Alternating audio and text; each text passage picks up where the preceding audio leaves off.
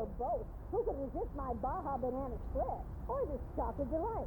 Crispy shell with marshmallows, caramel, chocolate, and that's so yummy. The entire rack is non-stick and dishwasher safe. You can get the quick taco today for only $14.99. And I'll include my recipe. Hi. So lately, while waiting on the new One Piece episode to drop, I've been going over Naruto and YouTube videos on it, from best fights, best moments, to overall narrative storytelling. And lately, I've noticed Talk no Jutsu.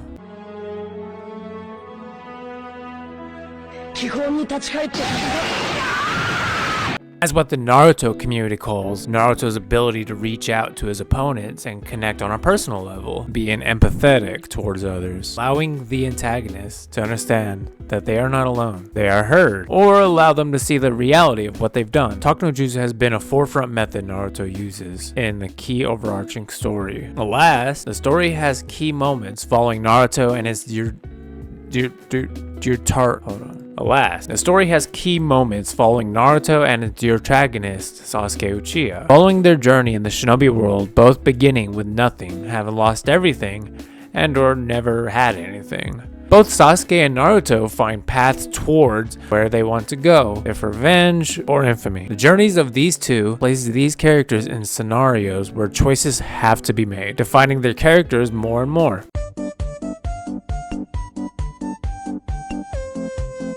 First instance of Talk no Jutsu we see is of Naruto versus the Demon of the Hidden Mist. In this, we arrive at Zabuza and his companion Hanku, an orphan boy with a special kicking Gekai that was orphaned as a child. Living on the run, these two hire to assassinate a bridge builder. They clash with our characters' team. Team 7, fighting and ending up triumphing over the antagonist, defeating them, not killing them, standing over them, gaining a moment to speak, come to an understanding, clashing ideologies, making them face an epiphany of their reality and their treatment of people and each other, not seeing each other as a tool or weapon, but as a living being, communicating how the shinobi world has scarred the people who navigate through it, how wars made people lose sight of one another. And to the popular instance of Talk no Jutsu, where we find our protagonist Naruto run the ones with the villain named Pain/Nagato. After an extreme attack on the Hidden Leaf village, Naruto trained, returned to the village after the destruction to meet Pain. He tries his best to fight, but sadly,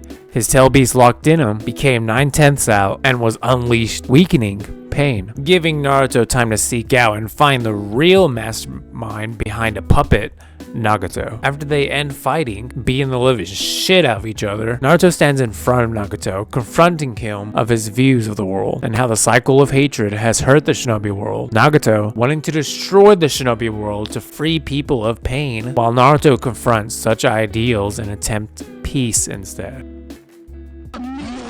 Metaphorically beating the understanding into him. But overall, looking back, there were many instances where talking was made inherited. There was Naruto versus Gaara, Naruto versus Neji, Naruto versus Nagato, Naruto versus Obito, and Sasuke Part 2. Many times where the MC has been empathetic and listening, understanding our motives of each antagonist, narrative concept weaves prevalent in many moments of the story. But Naruto versus a diva path of pain, Kakuzu, Orochimaru, Deidara. But those same moments are given the opposite, and many antagonists that end up not communicating one bit. These moments are brought up as a narrative concept. As Naruto, after his first real fight with Sasuke, he abandoned Talk no Jutsu. Whereas the losing Sasuke meaned his self-esteem with talking it out. So he pursued his these hands no jutsu towards his future enemies.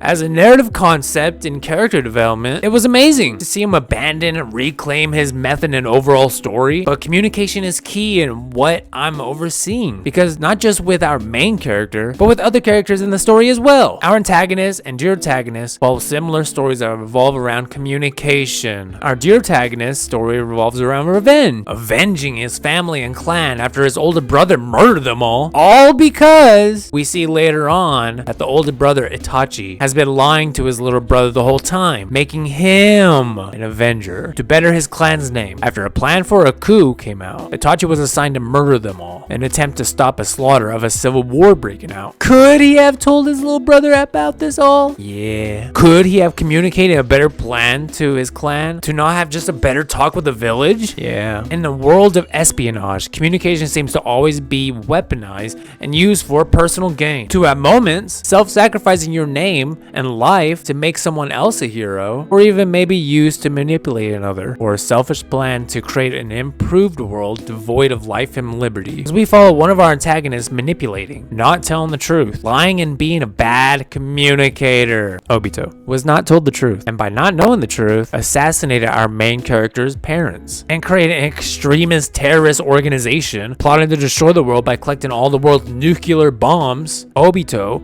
was told so from Madara, another antagonist, who was manipulating into creating an imprisoned world, thinking this path would free everyone of the war-torn world that they live in now, because Madara was told so by Black Zetsu, a being who changed ancient scripture, a passage inscribed on a rock, stating otherwise, to enact a plan to resurrect a planet-destroying being. Knowing Black Zetsu was told to do so by Kaguya, an alien from a distant planet sent to Earth to take out all the life force on the planet. Yeah. The whole overarching story was motivated by lies and manipulation, to each their own. Why did you even rope me into this? Because he wrote me into this. Well, him over there, he wrote me into this. Well, he wrote me into this. What about me? He wrote me into this. Well, that one over there wrote me.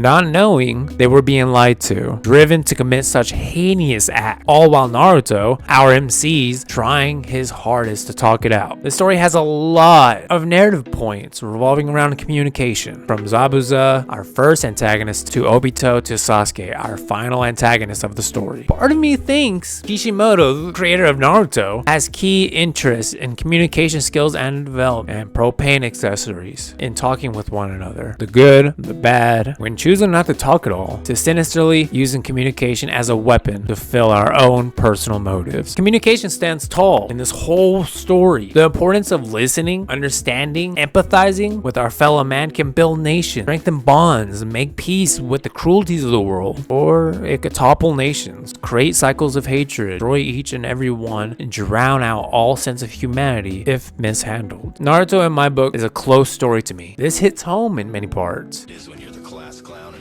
and leaves me to believe that maybe running the wands at times, maybe that ain't it the best idea. Alright, I don't know. The fight scenes are pretty dope though. Anywho, I'm gonna leave it at that. There goes my 2 cents, and y'all have a great day now. I'm gonna go. Bye.